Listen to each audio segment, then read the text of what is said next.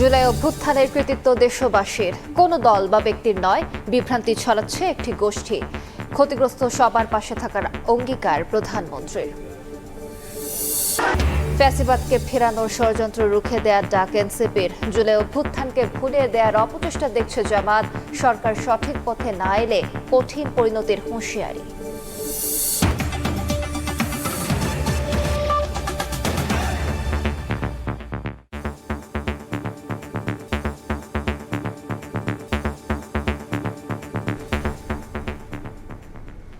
প্রবাসের সময়ের সঙ্গে আছি আমি আলিশা ইসলাম। জুলাই অভ্যুত্থানের কৃতিত্ব দেশবাসীর, কোনো দল বা ব্যক্তির নয় বলে জানিয়েছেন প্রধানমন্ত্রী তারেক রহমান। রক্তস্নাত জুলাই নিয়ে একটি গোষ্ঠী মানুষকে বিভ্রান্ত করছে বলেও জানান বিএনপি চেয়ারম্যান। প্রধানমন্ত্রী বলেন, কারখানা ও বাসাবাড়ির গ্যাস সংকট সমাধানে নিরন্তর চেষ্টা করছে সরকার। অক্টোবরের মধ্যে মালয়েশিয়া থেকে গ্যাস আসবে। আমদানির চেষ্টা চলছে মিয়ানমার থেকেও। গ্যাস পেলে বিদ্যুৎ সংকটও সমাধান হবে বলে জানান প্রধানমন্ত্রী। আহমেদ সালাহিনের রিপোর্ট। সবাইকে যারা সম্মানিত অতিথি। ফ্যাসিবাদী শাসনের বিরুদ্ধে দীর্ঘ ১৭ বছরের লড়াই, রাজপথের আন্দোলন দাবানলের মতো ছড়িয়ে পড়ে ২৪শে জুলাই। ছাত্র জনতার আন্দোলনে পতন হয় ফ্যাসিস্ট সরকারের। সেই জুলাই স্মরণে যুগপৎ আন্দোলনের শরিকদের সঙ্গে নিয়ে আলোচনা সভার আয়োজন করে বিএনপি। রাজধানীর খামারবাড়ির কৃষিবিদ ইনস্টিটিউশন মিলনায়তনে অনুষ্ঠানে অংশ নেন প্রধানমন্ত্রী ও বিএনপি চেয়ারম্যান তারেক রহমান। জাতীয় নেতৃবৃন্দ, জুলাই অভ্যুত্থান প্রসঙ্গে সরকার প্রধান বলেন, জুলাই কোনো ব্যক্তি বা দলের একার নয়, এর সাফল্য পুরোটাই জনগণের। জুলাই আন্দোলন আমরা দেখেছি বিভিন্ন সময় মানুষকে বিভ্রান্ত করার জন্য বিভিন্ন জন বিভিন্ন কথা বলেছে। আমরা আমাদের অবস্থান থেকে পরিষ্কারভাবে সাফ বলে দিয়েছি, এই জুলাই আন্দোলনের সফলতার ক্রেডিট এই দেশের সর্বস্তরের জনগণের। এটি কোনো একক ব্যক্তি, একক কোনো দল, রাজনৈতিক দলের এটি কোনো ক্রেডিট নয়। জুলাই আগস্টে যে সফলতা এসছে, এটিও একইভাবে জনগণ যখন সম্পূর্ণভাবে সম্পৃক্ত হয়েছে, জনগণের সেই আন্দোলন সফল হয়েছে। অর্থাৎ জুলাই আগস্টে যে আন্দোলন, এটি ছিল সম্পূর্ণভাবে জনগণের আন্দোলন। জনগণ পরিবর্তন চেয়েছিল বলেই সেই আন্দোলন সফল হয়েছে। প্রধানমন্ত্রী বলেন, বিগত সরকার $16 বিলিয়ন লুটপাট করে পাচার করায় দেশের প্রতিটি প্রতিষ্ঠান এখন ধ্বংসের মুখে। গ্যাস, বিদ্যুৎ নিয়ে জনগণের ভোগান্তি দূর করতে সরকার নিরন্তরভাবে কাজ করছে বলেও জানান তিনি। এই মুহূর্তে জ্বালানির কথাই বলুন, গ্যাসের কথাই বলুন, এই সব ক্ষেত্রে আমরা জানি দেশের বিভিন্ন প্রান্তে বহু মানুষ এই সকল ভোগান্তি বুঝছেন, পোহাচ্ছেন। এগুলা এক্সকিউজ দেওয়ার মাধ্যমে আমরা আমাদের দায়িত্ব এড়াতে চাচ্ছি না। হ্যাঁ, সমস্যা আছে, আমরা জানি, আমরা সেই সমস্যাটাকে অ্যাড্রেস করতে চাই। গত সপ্তাহে আমি নিজে প্রাইম মিনিস্টার আনোয়ার ইব্রাহিমের সাথে ফোনে কথা বলেছি। আগামী অক্টোবরের মধ্যে তারা আমাদেরকে সেইভাবে গ্যাস দেওয়ার চেষ্টা করবে যাতে আমরা আমাদের মিল ফ্যাক্টরিগুলোতে গ্যাস সরবরাহ করতে পারি। মায়ানমার থেকে গ্যাস আনার জন্য আলোচনা এরই মধ্যে শুরু করেছে। গ্যাস কানেকশন দেওয়া যায় 3 থেকে 4 ঘন্টার মধ্যে আমরা 4000 মেগাওয়াট বিদ্যুৎ আমরা গ্রিড লাইনে সংযুক্ত করতে পারবো।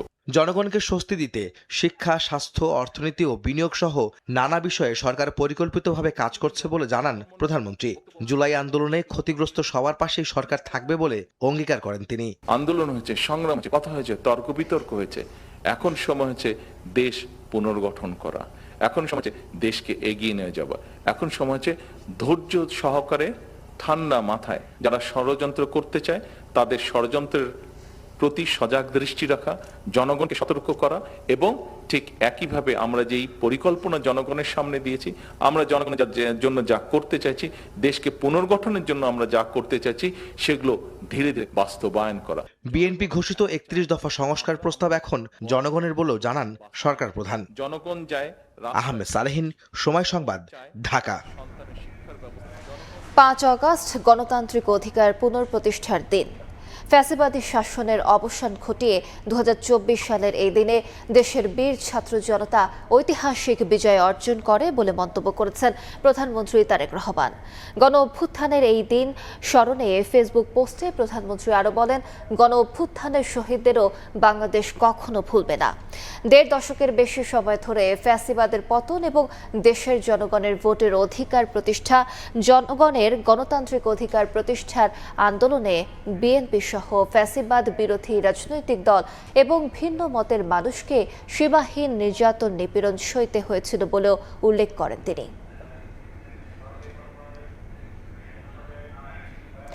ধর্মীয় সহ যে কোনো ফ্যাসিবাদের উত্থান মোকাবেলায় সরকারের পাশে থাকার প্রত্যয় জানালেন বিএনপির সঙ্গে থাকা যুগপৎ আন্দোলনের শরিকরা।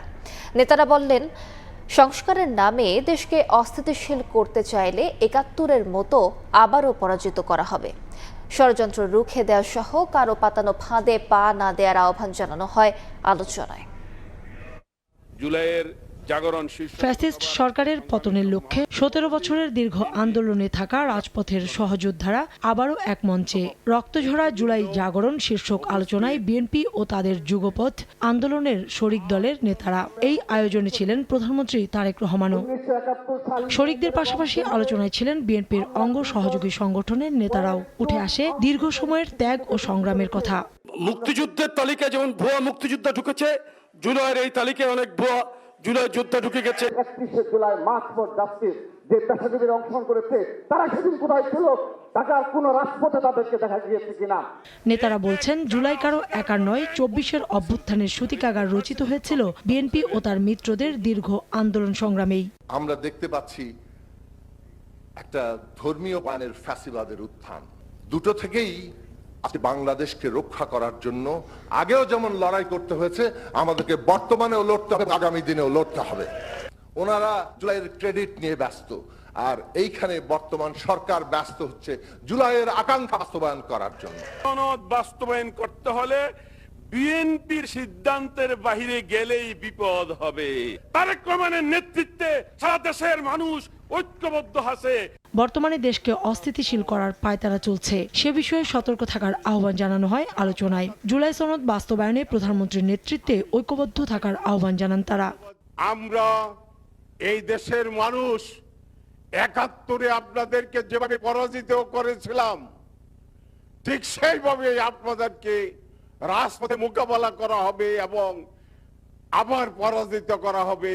নতুন করে সহিংসতা, নতুন করে বিদ্বেষ ছড়িয়ে দিয়ে পুরো সমাজটাকে ঐক্যবদ্ধ করার পরিবর্তে নতুন করে ঘৃণা আর বিদ্বেষের একটা রাজনৈতিক সংস্কৃতি তারা তৈরি করবার চেষ্টা করছেন। ষড়যন্ত্র মোকাবেলায় যে কোনো মূল্যে ঐক্য অটুট রাখার প্রত্যয় জানান উপস্থিত নেতাকর্মীরা। কাউসারা চৌধুরী কুমু, সময় সংবাদ, ঢাকা।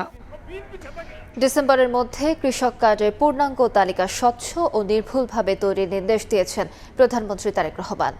ব্যাংক হিসাব খোলা সহ প্রয়োজনীয় প্রস্তুতির শেষে পর্যায়ক্রমে দেওয়া হবে কৃষক কার্ড। এদিকে বিশেষজ্ঞদের সঙ্গে বৈঠকে নাগরিকদের জন্য নিরাপদ পানি ব্যবস্থাপনা নিশ্চিতে সহায়তা চেয়েছেন প্রধানমন্ত্রী। এছাড়া দুর্যোগ ব্যবস্থাপনায় সহযোগিতা নিয়ে সরকার প্রধানের সঙ্গে বৈঠক করেছেন প্রশান্ত মহাসাগরীয় মার্কিন নৌবহরের কমান্ডার অ্যাডমিরাল স্টিফেন টি কোহলার।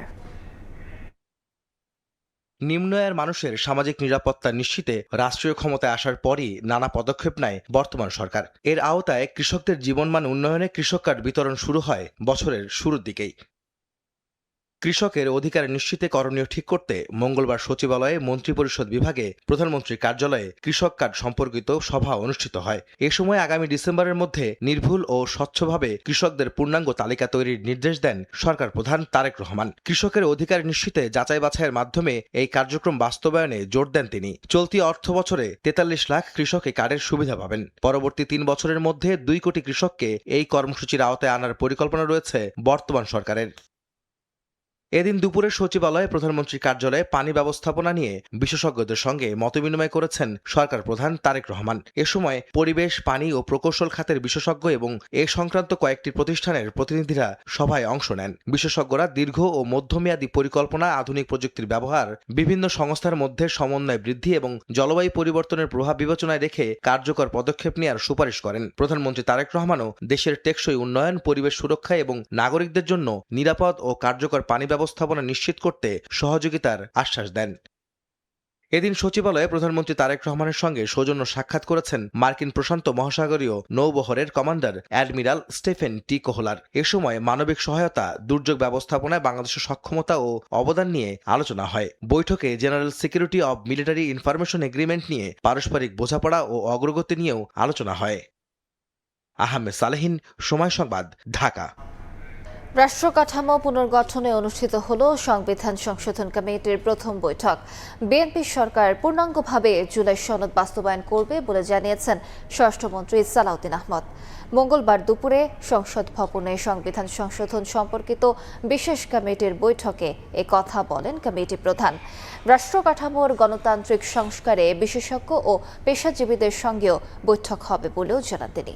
বিশেষ কমিটিতে এখনও বিরোধী দলের অংশ নেওয়ার সুযোগ রয়েছে বলে জানান আইনমন্ত্রী। মাননীয় স্পিকার, আপনাকে ধন্যবাদ। সংশোধন না সংস্কার এই বিতর্কের মধ্যেই 13 জুলাই সংসদে পাশ হয় 12 সদস্যের সংবিধান সংশোধন সম্পর্কিত বিশেষ কমিটি, যার প্রধান করা হয় স্বরাষ্ট্রমন্ত্রী সালাউদ্দিন আহমদকে। আইনমন্ত্রী, চিফ হুইপ সহ অন্যদের রাখা হয় কমিটিতে। তবে সংশোধনে আপত্তি জানায় বিরোধী দল। সংস্কারের দাবিতে সেদিন ওয়াকআউট করেন বিরোধী দলীয় সংসদ সদস্যরা। মঙ্গলবার জাতীয় সংসদ ভবনে প্রথম দিনের মতো বসে বিশেষ কমিটির বৈঠক। এতে সভাপতিত্ব করেন স্বরাষ্ট্রমন্ত্রী। অংশ নেন আন্দালিব রহমান পার্থ, নুরুল হক নুরসহ অন্য সদস্যরা। সকলের সাথে আমরা আলোচনা করব। এ সময় স্বরাষ্ট্রমন্ত্রী বলেন, জুলাই অভ্যুত্থানের শহীদ এবং আহতদের আকাঙ্ক্ষা বাস্তবায়নে সরকার জুলাই সনদ পূর্ণাঙ্গভাবে বাস্তবায়ন করবে। এত বড় একটা ছাত্রগণ অভ্যুত্থান সংগঠিত হলো, জাতির প্রত্যাশা অনেক, শহীদের আকাঙ্ক্ষা ছিল। সেই প্রত্যাশা এবং আকাঙ্ক্ষা অনুযায়ী আমাদেরকে এই বাংলাদেশ বিনির্মাণ করতে হবে, গণতান্ত্রিক ধারাকে শক্তিশালী করতে হবে। আমরা জুলাই জাতীয় সনদ পূর্ণাঙ্গভাবে বাস্তবায়ন করতে চাই। রাষ্ট্র কাঠামোর গণতান্ত্রিক সংস্কারে বিশেষজ্ঞ এবং পেশাজীবীদের সঙ্গে বিশেষ কমিটি বৈঠক করবে বলেও জানান কমিটি প্রধান। পরে আইনমন্ত্রী জানান, সংস্কার প্রস্তাবগুলোকে সাংবিধানিক প্রক্রিয়ায় সংশোধন করা হবে। সমাজের সকল সেকশনের সাথে আলোচনা করে তাদের মতামত নিয়ে জুলাই জাতীয় সনদ বাস্তবায়ন করব এবং জুলাই জাতীয় সনদের বাইরেও সমাজের যে সমস্ত প্রত্যাশা আছে থাকবে সেই সমস্ত বিষয়গুলো অ্যাড্রেস করব। সংবিধান সংশোধনের জন্য জুলাই সনদ আমার সামনে থাকবে। জুলাই সনদকে সামনে রেখে, জুলাই সনদকে বৃত্তায়ন করে, জুলাই সনদকে ধারণ করে, জুলাই চেতনাকে ধারণ করে আমার সংবিধান সংশোধনের পথে আমি এগিয়ে যাব। জুলাই সনদকে বাইপাস করে আমি আমার রাজনৈতিক মতাদর্শ বা অন্য কিছু চাপিয়ে দেব, সেটা আমরা করব না। সংবিধান সংশোধনে জুলাই সনদে বিএনপির একমত হওয়া বিষয়সমূহ ছাড়াও নির্বাচনী ইশতেহারের অন্যান্য বিষয়েও বাস্তবায়ন করা হবে বলে জানান কমিটির সদস্যরা। আমাদের মাননীয় স্বরাষ্ট্রমন্ত্রী জনাব হাসান ওয়ালি, সময় সংবাদ, ঢাকা। জুলাই গণ অভ্যুত্থানকে ভুলিয়ে দেওয়ার চেষ্টা চলছে বলে অভিযোগ করেছেন জামায়াতে ইসলামীর আমির ডক্টর শফিকুর রহমান। জনগণকে সঙ্গে নিয়ে এই অপচেষ্টা রুখে দেওয়ার হুঁশিয়ারি দিয়েছেন তিনি। এদিকে দলটির সেক্রেটারি জেনারেল মিয়া গোলাম পরোয়ার বলেছেন, কেউ যদি পুরনো ফ্যাসিবাদকে ফিরিয়ে আনতে চায় তাকে জনগণই প্রতিহত করবে। আয়নাঘরে ডাক্তার শফিকুর রহমান সহ জামায়াতের শীর্ষ নেতারা। তবে এটি আসল বন্দিশালা নয়, প্রতীকী। মঙ্গলবার জাতীয় জাদুঘরে জুলাই জাগরণ ডকুফিল্ম প্রতিযোগিতা ও প্রদর্শনীর আয়োজন করে ইসলামী ছাত্র শিবির। সেখানেই তুলে ধরা হয় ফ্যাসিবাদী আমলের নানা নির্যাতন নিপীড়নের স্মৃতি আর অভ্যুত্থানের ঘটনা প্রবাহ।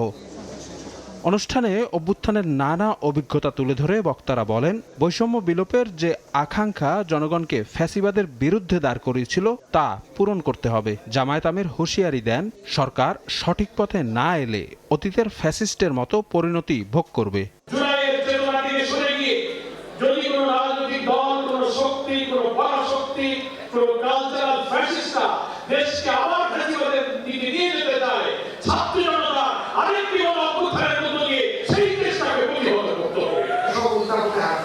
আমরা তাদেরকে অনুরোধ জানাবো, সঠিক পথে আসো।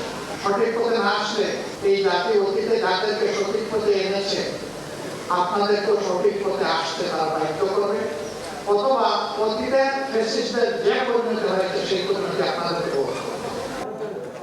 এর আগে রাজধানীর সিরডাপে আইআরডি আয়োজিত আজাদী সংগ্রামের পটভূমিতে জুলাই বিপ্লব বইয়ের মোড়ক উন্মোচন অনুষ্ঠানে যোগ দেন ডাক্তার শফিকুর রহমান। একটি পক্ষ জুলাইয়ের ইতিহাস বিকৃত করছে বলেও অভিযোগ তার। 5 তারিখ যখন আমরা প্রেসিডেন্ট হাউসে গিয়েছিলাম, তার বড় দলের বড় নেতা আমাকে বললেন, কি হলো ভাই?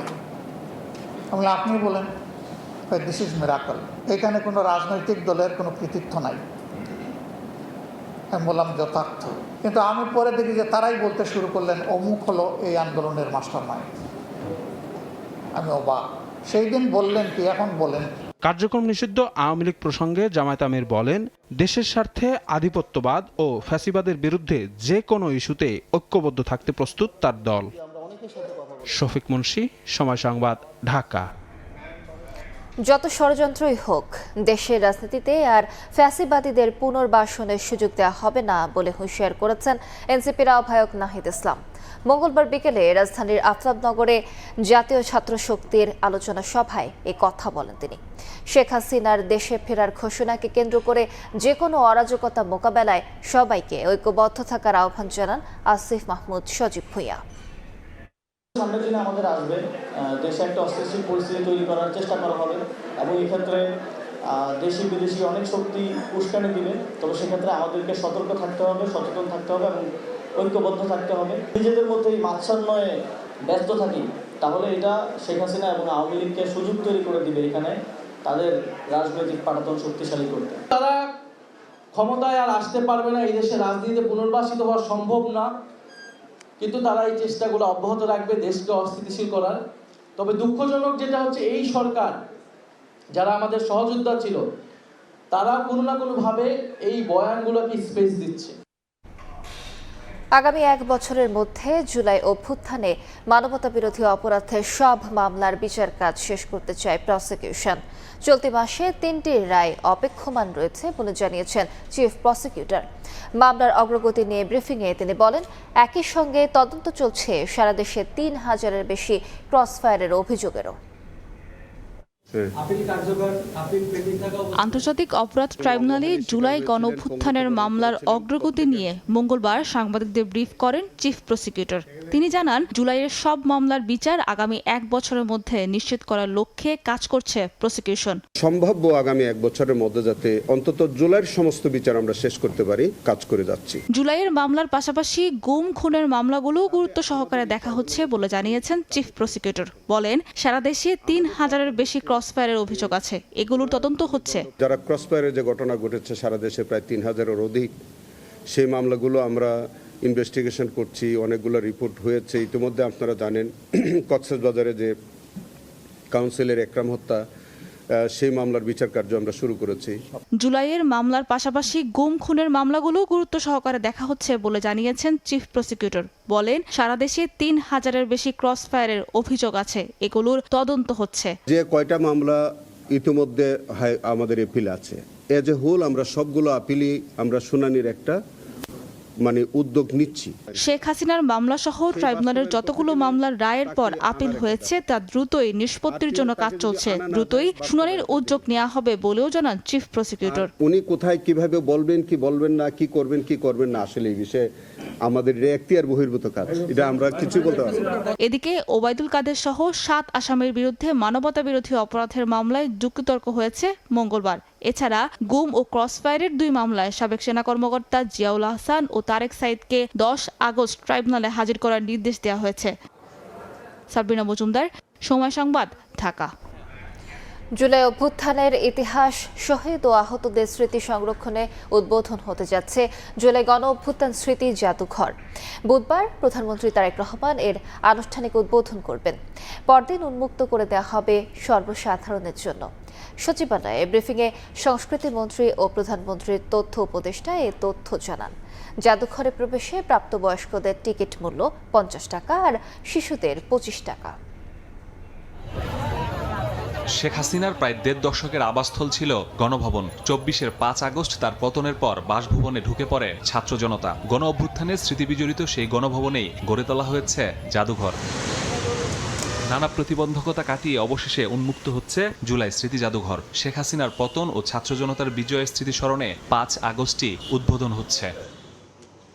মঙ্গলবার সচিবালয়ে সংবাদ সম্মেলনে সংস্কৃতিমন্ত্রী ও প্রধানমন্ত্রীর তথ্য উপদেষ্টা জানান, বুধবার প্রধানমন্ত্রী তারেক রহমান উদ্বোধন করবেন জুলাই জাদুঘর। উদ্বোধনের পর প্রথম দিন 5 আগস্ট জাদুঘরটি শুধু শহীদ পরিবারের সদস্যদের জন্য উন্মুক্ত থাকবে। 6 আগস্ট থেকে সাধারণ দর্শনার্থীরা প্রবেশ করতে পারবেন। প্রথম দিনটা শহীদ পরিবারের জন্য আমরা এক্সক্লুসিভলি রিজার্ভ করতে চাইছি। এরপর থেকে এটা সর্বসাধারণের জন্য উন্মুক্ত থাকবে। অনেক বেশি মানুষ একসাথে যদি এখানে ঢুকে যান, আমাদের জন্য এটা ম্যানেজ করা কঠিন হবে। সেই জন্য আমাদের সিদ্ধান্ত হচ্ছে একটা নির্দিষ্ট সংখ্যক মানুষ জন্য স্লট হিসেবে আমরা দেব। জুলাই স্মৃতি জাদুঘর নির্মাণে কোনো দুর্নীতি হয়ে থাকলে তদন্ত করে ব্যবস্থা নেওয়ার আশ্বাস দেন সংস্কৃতি মন্ত্রী। যদি কোনো সুনির্দিষ্ট অভিযোগ থাকে কারো বিরুদ্ধে, সে যে যুগেই করে থাকুক, সেটা তদন্ত হবে এবং তদন্তে প্রমাণিত হলে সেখানে মামলা হবে এবং মামলার বিচার হবে। জাদুঘরে প্রবেশের জন্য প্রাপ্তবয়স্কদের জন্য টিকিটের মূল্য 50 টাকা এবং শিশুদের জন্য 25 টাকা নির্ধারণ করা হয়েছে, তবে টিকিট কাটতে হবে অনলাইনে। মাসুদুর রহমান, সময় সংবাদ, ঢাকা। প্রধানমন্ত্রী তারেক রহমানের সঙ্গে সৌজন্য সাক্ষাৎ করেছেন ঢাকা সফররত সৌদি উপপররাষ্ট্রমন্ত্রীও। সুবিধাজনক সময়ে রিয়াদ সফরের কথা জানিয়েছেন প্রধানমন্ত্রী। এই বৈঠক নিয়ে ব্রিফিংয়ে পররাষ্ট্র প্রতিমন্ত্রী জানান, বাংলাদেশ থেকে আরও দক্ষ জনশক্তি নিয়োগ, বিনিয়োগ ও শ্রমবাজার সম্প্রসারণে ইতিবাচক সৌদি সরকার। ইয়েমেনের বিদ্রোহী গোষ্ঠী হুতিদের মোকাবেলায় আঞ্চলিক ও আন্তর্জাতিক সহযোগিতা জোট গড়ছে সৌদি আরব। এই উদ্যোগে নীতিগতভাবে যুক্ত হওয়ার সিদ্ধান্ত বাংলাদেশের। জোট গঠন প্রক্রিয়ার মধ্যেই ঢাকায় 2 দিনের সফরে সৌদি আরবের উপপররাষ্ট্রমন্ত্রী ওয়ালিদ বিন আব্দুল করিম আল খুরাইজি মঙ্গলবার দুপুরে সৌজন্য সাক্ষাৎ করেন প্রধানমন্ত্রী তারেক রহমানের সঙ্গে। বৈঠকে দ্বিপাক্ষিক সম্পর্ক, প্রধানমন্ত্রীর সম্ভাব্য সৌদি সফর এবং উচ্চ পর্যায়ের নিবিড় যোগাযোগ বাড়ানোর বিষয়ে আলোচনা হয়। এর আগে রাষ্ট্রীয় অতিথি ভবন পদ্মায় পররাষ্ট্রমন্ত্রী ও স্বরাষ্ট্রমন্ত্রীর সঙ্গে বৈঠক করেন আল খুরাইজি। এ সময় আঞ্চলিক নিরাপত্তা, বাণিজ্য, বিনিয়োগ ও শ্রমবাজার নিয়ে আলোচনা করেন তারা। বৈঠক করেন প্রবাসী কল্যাণ ও বৈদেশিক কর্মসংস্থান মন্ত্রী আরিফুল হক চৌধুরীর সঙ্গে। বৈঠক শেষে প্রতিমন্ত্রী জানান, দক্ষ কর্মী নিয়োগ বৃদ্ধি, নতুন খাতে বাংলাদেশি জনশক্তির সুযোগ এবং যৌথ ওয়ার্কিং গ্রুপের কার্যক্রম এগিয়ে নেওয়ার বিষয়ে আলোচনা হয়েছে। IT, AI, robotics, doctor, engineer এই সমস্ত ক্ষেত্রে অনেক লোক প্রয়োজন আছে, সেক্ষেত্রে তারা বাংলাদেশকে সুযোগ দিতে চায়। এদিকে পররাষ্ট্র মন্ত্রণালয়ের ব্রিফিংয়ে প্রতিমন্ত্রী জানান, সুবিধাজনক সময়ে সৌদি সফরে যাবেন প্রধানমন্ত্রী। আমন্ত্রণ জানানো হয়েছে সৌদি ক্রাউন প্রিন্সকেও। আগ্রহ আছে যাবার, একটা সুটেবল টাইমে 2 দেশের আলোচনার ভিত্তিতে অবশ্যই সেই ভিজিট হবে। মাননীয় প্রধানমন্ত্রীর সাথে সাক্ষাতের জন্য কিন্তু ওনারা এসেছেন। আমরাও ওনাদের ক্রাউন প্রিন্সকে আমন্ত্রণ জানিয়েছি সৌদি ক্রাউন প্রিন্সকে বাংলাদেশে ভিজিট করার জন্য। শামা ওবায়দ বলেন, কৃষি, নবায়নযোগ্য জ্বালানি, তথ্য প্রযুক্তি সহ বিভিন্ন খাতে বিনিয়োগের আগ্রহ দেখিয়েছে সৌদি আরব। ওনারা অত্যন্ত আগ্রহী এখানে বাংলাদেশে বিভিন্ন সেক্টরে বিনিয়োগ করার জন্য। সৌদিতে থাকা প্রায় 70,000 রোহিঙ্গার পাসপোর্ট ইস্যু নিষ্পত্তির পথে রয়েছে বলে জানান পররাষ্ট্র প্রতিমন্ত্রী। শাতিলা শারমিন, সময় সংবাদ, ঢাকা। শহীদ রাষ্ট্রপতি জিয়াউর রহমান ও বেগম খালেদা জিয়ার সমাধিতে শ্রদ্ধা জানিয়েছেন অ্যাটর্নি জেনারেল রুহুল কুদ্দুস কাজল। বিকেলে নতুন নিয়োগ পাওয়া ডেপুটি অ্যাটর্নি জেনারেল এবং সহকারী অ্যাটর্নি জেনারেলদের সঙ্গে নিয়ে সমাধিতে ফুল দিয়ে শ্রদ্ধা জানান তিনি। পরে দেশ ও জাতির মঙ্গল কামনায় মোনাজাত করেন। অ্যাটর্নি জেনারেল বলেন, শহীদ রাষ্ট্রপতি জিয়াউর রহমান ও বেগম খালেদা জিয়ার পরিচয় সব দল ও মতের ঊর্ধ্বে। নাগরিকের সেবা নিশ্চিতে আইন কর্মকর্তাদের সততা ও পেশাদারিত্বের সঙ্গে কাজ করার আহ্বান জানান তিনি। অপতথ্য বা মিথ্যা তথ্য দিয়ে যেন দেশের অগ্রযাত্রা ব্যাহত না হয় সে বিষয়েও সবাইকে সতর্ক থাকার আহ্বান জানান অ্যাটর্নি জেনারেল। ৭১-এর মহান মুক্তিযুদ্ধ এবং ২৪-এর গণ অভ্যুত্থানের শহীদদের স্মৃতির প্রতিও শ্রদ্ধা জানান অ্যাটর্নি জেনারেল।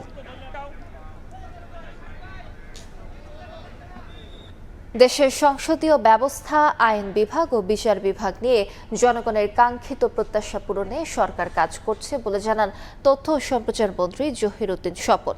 মঙ্গলবার বিকেলে বাংলাদেশ প্রকৌশল বিশ্ববিদ্যালয়ে আলোচনা সভায় প্রধান অতিথির বক্তব্যে এই কথা বলেন তিনি। আমি রাষ্ট্র সম্পর্কে, রাজনীতি সম্পর্কে অন্যান্য দর্শনের কথা বাদ দিলাম। সাধারণ যে গণতান্ত্রিক মূল্যবোধ সম্পন্ন যে চিন্তা, সেই চিন্তার আলোকেও রাষ্ট্রের যে নির্বাহী বিভাগ, বিচার বিভাগ, আইন বিভাগ এবং তার যে একটা প্রাতিষ্ঠানিক কাঠামো থাকা দরকার, তা কিন্তু আমরা এখন অর্জন করতে পারিনি। এবং এবারের এই রক্তপ্রাণের বিনিময়ে যদি আমরা এটা অর্জন করতে না পারি, তাহলে কিন্তু আমাদেরকে ভাবতে হবে যে আমাদের টোটাল সোশিও ইকোনমিক সিস্টেমের ডিএনএতে কোনো অন্য কিছু আছে কিনা যা রাষ্ট্রবিজ্ঞানীরা এখনো অথবা সমাজবিজ্ঞানীরা এখনো ডিটেক্ট করতে পারেন নাই। দেখছেন প্রবাসী সময়। আইসিসিআর স্কলাররা বাংলাদেশ, ভারত 2 দেশেরই অ্যাম্বাসেডর হবে, এমন মন্তব্য করেছেন ভারতীয় হাইকমিশনার দীনেশ ত্রিবেদী। মঙ্গলবার বারিধারায় ইন্ডিয়ান হাইকমিশনে স্কলারদের বিদায় অনুষ্ঠানে তিনি মন্তব্য করেন। Indian council for cultural relation scholarship দেশটির সম্মানজনক উদ্যোগগুলোর একটি। এর মধ্য দিয়ে প্রতিবেশী দেশগুলোর সঙ্গে শিক্ষা ও সংস্কৃতি বিনিময়ের কাজ করে ভারত। সক্রিয় হয় জনকূটনীতি। এবছর আইসিসিআর 2026 সেশনের বৃত্তির জন্য নির্বাচিত হয়েছেন বাংলাদেশের 541 জন শিক্ষার্থী, যার মধ্যে 500 জন দেশটির সুবর্ণ জয়ন্তী স্কলারশিপ পেয়েছেন আর 38 জন লতা মঙ্গেশকর স্কলারশিপের আওতায়। প্রকৌশল থেকে সঙ্গীত, নৃত্যকলা সহ পছন্দের বিষয়ে ভারতের বিভিন্ন বিশ্ববিদ্যালয়ে 3 থেকে 4 বছর মেয়াদী স্নাতক সম্পন্নের সুযোগ পাবেন শিক্ষার্থীরা। লখনৌ ইউনিভার্সিটিতে পাবলিক অ্যাডমিনিস্ট্রেশন নিয়ে পড়াশোনা করতে যাচ্ছি ব্যাচেলর ডিগ্রিতে। এটা আসলে একটা বিগ অ্যাচিভমেন্ট, আর আমি আসলে হাই কমিশনারকে অনেক বেশি ধন্যবাদ দিতে চাই এত সুন্দর একটা সুযোগ করে দেওয়ার জন্য আমাদের বাংলাদেশিদের জন্য। ইন্ডিয়ান ক্লাসিক্যাল ডান্স, কত্থক ডান্সের উপরে যাচ্ছি, 3 বছরের কোর্স। ওখানে প্র্যাকটিক্যালি, ফিজিক্যালি সব দিক দিয়ে ভালো ওইখানে শেখায় আর কি। আইসিসিআর কমিউনিটি আর হাই কমিশন অফ ইন্ডিয়াকে অনেক থ্যাংক ইউ আমাকে এত সুন্দর একটা অপরচুনিটি দেওয়ার জন্য। আর আমার 4 বছরের কোর্স, আমি সোশ্যালজি নিয়ে পড়তে যাচ্ছি। আইসিসিআর মতো একটা প্রেস্টিজিয়াস স্কলারশিপ আমাকে দেওয়া হয়েছে। আমি এনআইটি কুরুক্ষেত্রতে বিটেক ইনফরমেশন টেকনোলজিতে 4 বছরের কোর্স আমি পড়তে যাচ্ছি। ডাইভার্স কালচারের সাথে একটা নতুন এক্সপিরিয়েন্স হবে, এই জন্য আমি খুবই এক্সাইটেড। শিক্ষার্থীদের এই অর্জনে বিদায়ী আয়োজন করে ঢাকার ভারতীয় দূতাবাস। অংশ নেন হাই কমিশনার দীনেশ ত্রিবেদী। বলেন, শিক্ষার্থীরা রাষ্ট্রদূতের মতো, তারা দেশের প্রতিনিধিত্ব করে। এতে রচিত সময় বন্ধুত্বপূর্ণ সম্পর্কের ভিত্তি। কিন্তু এখানটা যারা যারা আপনারা বসে আছেন, যারা যাচ্ছেন, please be ambassador of Bangladesh and India also, because one of your job is to make sure that these two vibrant people to people, we have excellent relationship.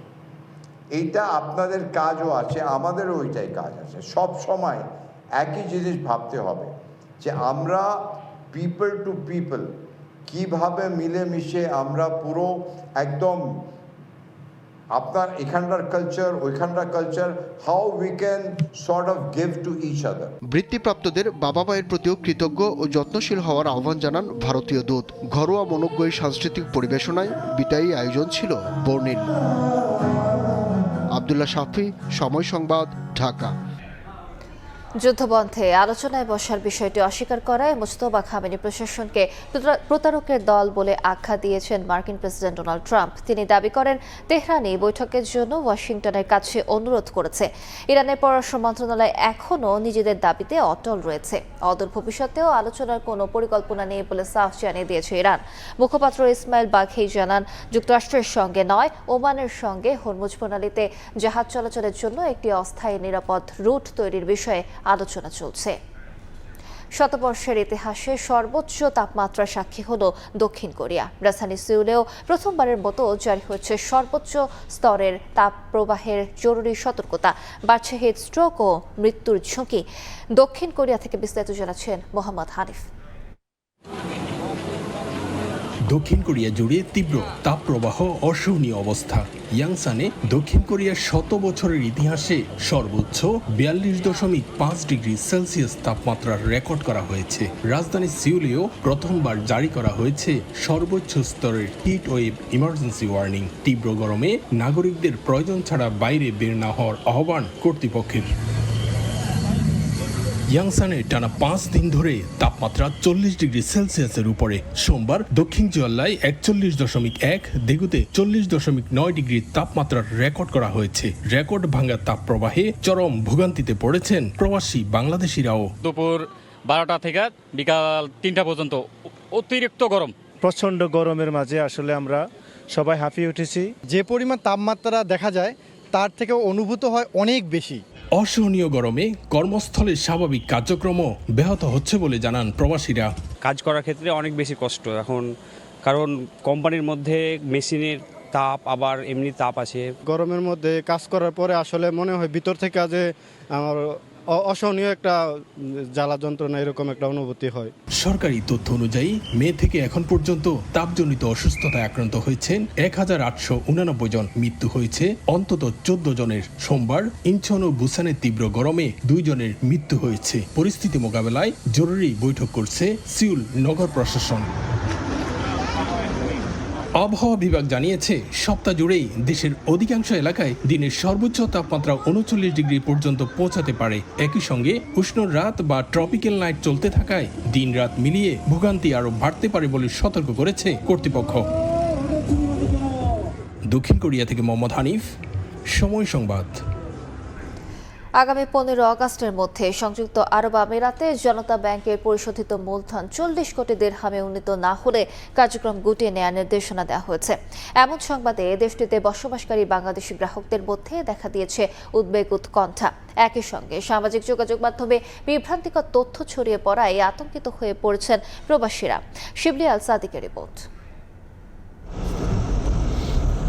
সংযুক্ত আরব আমিরাতে বাংলাদেশের রাষ্ট্রায়ত্ত জনতা ব্যাংকে দেয়া দেশটির কেন্দ্রীয় ব্যাংকের একটি নির্দেশনা নিয়ে ব্যাপক আলোচনা চলছে, যা উদ্বেগ বাড়িয়ে দিয়েছে প্রবাসী বাংলাদেশিদের। গ্রাহকদের দাবি, বিষয়টি নিয়ে দ্রুত ও স্পষ্ট ব্যাখ্যা দেয়া এবং অপপ্রচার বন্ধে কার্যকর উদ্যোগ নেওয়া প্রয়োজন। এটার পিছনে অন্য কোনো বেনিফিটের জন্য, অপপ্রচারের জন্য কোন লোক নিয়োজিত আছে কিনা, যদি হয় মিথ্যা অপপ্রচারের জন্য কঠিন একটা শাস্তির বিধানই দেশেও আছে, আমার দেশে কিন্তু আছে। আমরা কারো কথা কানে দিয়ে একটু যাচাই বাছাই করে সত্যতা মিথ্যা এই জিনিসগুলো যাচাই করি। অনুসন্ধানে জানা যায় সংযুক্ত আরব আমিরাতের কেন্দ্রীয় ব্যাংক ন্যূনতম মূলধন সংক্রান্ত বিধিমালা বাস্তবায়নে নতুন করে নির্দেশনা দিয়েছে। এতে বিদেশি ব্যাংকের প্রতি শাখার জন্য ন্যূনতম 10 কোটি দিরহাম পরিশোধিত মূলধন থাকতে হবে, অথচ জনতা ব্যাংকে 4 শাখা মিলে রয়েছে 10 কোটি দিরহাম।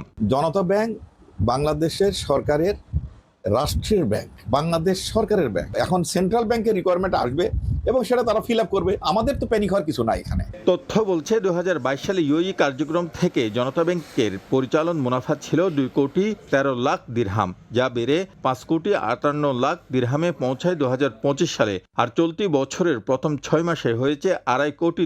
গ্রাহকের আমানত 2022 সালে ছিল 1,07,996 কোটি দিরহাম। 2025 সালের জুন পর্যন্ত তা বেড়ে দাঁড়ায় 134 কোটি 55 লাখ দিরহামে। 1976 সাল থেকে সংযুক্ত আরব আমিরাতে কার্যক্রম চালাচ্ছে জনতা ব্যাংক। বর্তমানে আবুধাবি, দুবাই, শারজা ও আল আইনে 4টি শাখায় গ্রাহক রয়েছে প্রায় 70,000। আমরা আশা করব জনতা ব্যাংকের সাথে সংশ্লিষ্ট বাংলাদেশে যারা আছেন ঊর্ধ্বতন কর্তৃপক্ষ, তারা বিষয়টাকে গুরুত্বের সাথে আমলে নিয়ে অতি সত্বর তারা দাপ্তরিক একটা বয়ান দেবেন, বিবৃতি দেবেন, যাতে করে জনতা ব্যাংকে যে প্রবাসী, লক্ষ লক্ষ প্রবাসী যাদের অ্যাকাউন্ট আছে, তারা যেন নিশ্চিত হতে পারে, নিশ্চিন্ত হতে পারে। প্রবাসী আয় পাঠাতেও গুরুত্বপূর্ণ অবদান রাখছে ব্যাংকটি। 2022 সালে 6,569 কোটি 47 লাখ, 2023 সালে 8,773 কোটি 43 লাখ, 2024 সালে পাঠায় 7,910 কোটি 37 লাখ টাকা। জনতা ব্যাংক ইউএই শাখা বলছে, গ্রাহকদের আমানত নিয়ে উদ্বিগ্ন হওয়ার কোনো কারণ নেই। গ্রাহকদের সব ধরনের আর্থিক দায়বদ্ধতা পূরণে ব্যাংকটির সক্ষমতা রয়েছে। কোনো ধরনের গুজব বা অপপ্রচারে বিভ্রান্ত না হওয়ার আহ্বানে জানিয়েছে ব্যাংক কর্তৃপক্ষ। শিবলি আল সাদিক, সময় সংবাদ, সংযুক্ত আরব আমিরাত। প্রবাসের মাটিতে শেকড়ের টানকে আরো সুদৃঢ় করতে কানাডার টরন্টোয় অনুষ্ঠিত হয়েছে 8ম সম্মিলিত বাংলা মেলা। বাঙালি সংস্কৃতি, ঐতিহ্য আর হাজারো মানুষের প্রাণবন্ত উপস্থিতিতে মুখরিত ছিল এই মেলা। কানাডা থেকে রাশেদ লিমনের রিপোর্ট। কানাডার টরন্টোর বার্চমান পার্কে বিকেল গড়াতেই মানুষের ঢল নামে। পরিবার পরিজন নিয়ে প্রবাসী বাংলাদেশিরা ভিড় করেন 8ম সম্মিলিত বাংলা মেলায়। পুরো মাঠ জুড়ে ছিল উৎসবের আমেজ। আড্ডা, গল্প, কেনাকাটা আর দেশীয় খাবারের স্বাদ সব মিলিয়ে আনন্দে মেতে ওঠেন দর্শনার্থীরা। শিশু থেকে প্রবীণ সবার অংশগ্রহণে মেলা হয়ে ওঠে এক প্রাণবন্ত মিলন মেলায়। সবার সাথে দেখা হচ্ছে, একটা অসাধারণ অনুষ্ঠান হয়ে গেল। মাকসুদ টরন্টোতে আউটসাইডে প্রথম গান করলো, আর অনেক স্পন্সর ছিল, অনেক ফ্রেন্ডরা আসছে। এটাই হচ্ছে সবচেয়ে বড় আনন্দ। মেলা খুব সুন্দর, প্রাণবন্ত। মাকসুদ ভাইয়ের গান তো চিন্তাই করা যায় না। লং উইকেন্ডের সুযোগে শুধু আশপাশ থেকেই নয়, গ্রেটার টরন্টোর বিভিন্ন শহর থেকে ছুটে আসেন মানুষ। সবাই মিলে উদযাপন করেন নিজেদের শেকড়ের টান। আপনারা যারা কেউ আসেন না, please come and enjoy here. এখানে আপনারা প্রচুর কনসার্ট করতেছে, গানের সবাই এনজয় করতেছে, খাবার দাবার মাশাআল্লাহ অনেক মজা টেস্টি। খুবই সুন্দর পরিবেশ আয়োজকদের অনেক ধন্যবাদ। সেই অষ্ট বাংলামেলাকে যারা সাপোর্ট করেছেন, আপনার স্পন্সর করে, তাদেরকে ধন্যবাদ। আয়োজকদের মতে এমন আয়োজন প্রবাসী বাংলাদেশি কমিউনিটির বন্ধন আরো দৃঢ় করবে, নতুন প্রজন্মের কাছে বাংলা সংস্কৃতি ও ঐতিহ্য তুলে ধরার গুরুত্বপূর্ণ একটি ক্ষেত্র তৈরি করবে বলে জানান তারা। বাঙালিদের জন্য খুবই আনন্দদায়ক মেলা, বিশেষ করে এখানে খাবারের স্টল, কাপড়ের স্টলগুলো আমাদের জন্য একটু বেশি ভালো লাগার। দেশীয় কাপড়, সুতি কাপড়গুলো আমরা খুবই প্রেফার করি। এইবার নিয়ে অষ্টমবারের মতো সম্মিলিত বাংলা মেলা অনুষ্ঠিত হয়েছে এই বার্জমাউন্ট পার্কে, টরন্টোর। এইবার বার্জমাউন্ট পার্কের নানা প্রতিকূলতার মধ্যেও আমরা আজকে সফলভাবে এই বাংলা মেলা করতে পেরেছি। দিনব্যাপী আয়োজন শেষে বিশেষ আকর্ষণ ছিল জনপ্রিয় সঙ্গীত শিল্পী মাকসুদের পরিবেশনা। তার গান দর্শকদের মুগ্ধ করে এবং উৎসবের আনন্দকে পৌঁছে দেয় ভিন্ন এক উচ্চতায়। রাশেদ লিমন, সময় সংবাদ, টরন্টো, কানাডা। দেখছেন প্রবাসী সময়। অস্ট্রেলিয়ার বিপক্ষে টেস্ট সিরিজের জন্য ডারউইনে প্রস্তুতি চালিয়ে যাচ্ছে বাংলাদেশ ক্রিকেট দল। 21 বছরের ক্যারিয়ারে প্রথমবারের মতো অজিদের মাটিতে দ্বিপাক্ষিক সিরিজ খেলার অপেক্ষায় Mushfiqur Rahim. Mitchell Starc, Pat Cummins, Josh হ্যাজলউডরা গোলা ছুটছেন। অবিশ্বাস্য সুইং আর ডেডলি বাউন্সারে ব্যাটারদের কাঁপিয়ে দিচ্ছেন। অস্ট্রেলিয়ান কন্ডিশনে এই পেস থ্রোয়ের চেয়ে ভয়ঙ্কর আর কি আছে। 23 বছর পর অজিদের মাটিতে টেস্ট খেলতে যাওয়া বাংলাদেশ ক্রিকেট দলের সামনে তাই অগ্নি পরীক্ষা। কঠিন চ্যালেঞ্জ মাথায় নিয়েই ডারউইনে প্রস্তুতি সেরে নিচ্ছে সফররতরা। নাহিদ রানার গতিতে স্টার্ক, কামিন্স, হ্যাজলউডকে জবাব দেওয়ার স্বপ্ন ছিল টাইগারদের, কিন্তু 150 কিলোমিটার ম্যানের ইনজুরিতে সে আশা ভেস্তে গেছে। ইনজুরিতে আছেন শরীফুল ইসলামও। এই ট্যুরে বোলিংয়ে পূর্ণ শক্তির লাইন আপ পাচ্ছে না ফিল সিমন্সের দল। অ্যাওয়ে কন্ডিশনের পরিসংখ্যানে ব্যাটিং নিয়েও খুব আত্মবিশ্বাসী হওয়ার সুযোগ নেই। শক্তিমত্তা, কন্ডিশন, কম্বিনেশন সব মিলিয়ে দু দলের লড়াইটাকে অসম বললে ভুল হবে না। তবুও নিউজিল্যান্ডের বিপক্ষে মাউন্ট মঙ্গানুইয়ের ঐতিহাসিক জয়ের সুখস্মৃতি থেকে অনুপ্রেরণা খুঁজছে নাজমুল হোসেন শান্তর দল। দ্বিতীয় ধাপে অস্ট্রেলিয়ায় যাওয়া ক্রিকেটাররাও যোগ দিয়েছেন ক্যাম্পে। সেখানকার ট্রেনিং ফ্যাসিলিটিস সহ সার্বিক ব্যবস্থাপনায় মুগ্ধ সফররতরা। প্রাথমিক লক্ষ্য নর্দার্ন টেরিটরির কন্ডিশনের সঙ্গে মানিয়ে নেয়া। অনুশীলনে বাড়তি মনোযোগ দিচ্ছেন ব্যাটাররা। আলাদা নজর 21 বছরের ক্যারিয়ারে প্রথমবারের মতো অস্ট্রেলিয়ার মাটিতে দ্বিপাক্ষিক সিরিজ খেলার সুযোগ পাওয়া মুশফিকুর রহিমের ওপর। দেশের প্রথম ব্যাটার হিসেবে টেস্টে 7000 রানের সামনে মুশফিক 194 রান করতে পারলেই এই মাইলফলক স্পর্শ করবেন মিস্টার ডিপেন্ডেবল। ডারউইনে 13 আগস্ট প্রথম টেস্টে মাঠে নামবে দু দল। ম্যাকেইয়ে দ্বিতীয় ম্যাচ শুরু 22 আগস্ট। হোম সিরিজের আগে পুরোদমে দলীয় প্রস্তুতি শুরু না করলেও শক্তিশালী স্কোয়াড ঘোষণা করে অজিরা বুঝিয়ে দিয়েছে সিরিজটাকে হালকাভাবে নিচ্ছে না। রিহ্যাব শেষে মাঠে ফেরার অপেক্ষায় স্পিনার নেথান লায়ন। তবে প্রথম টেস্টে জশ ইংলিশকে নিয়ে তৈরি হয়েছে শঙ্কা। প্র্যাকটিসের সময় ব্যাক ইনজুরিতে পড়েছেন এই wicket keeper batter. Maksum Alam Khan, Somoy Sangbad. এ ছিল প্রবাসী সময়ে। সঙ্গে থাকুন সময়ের।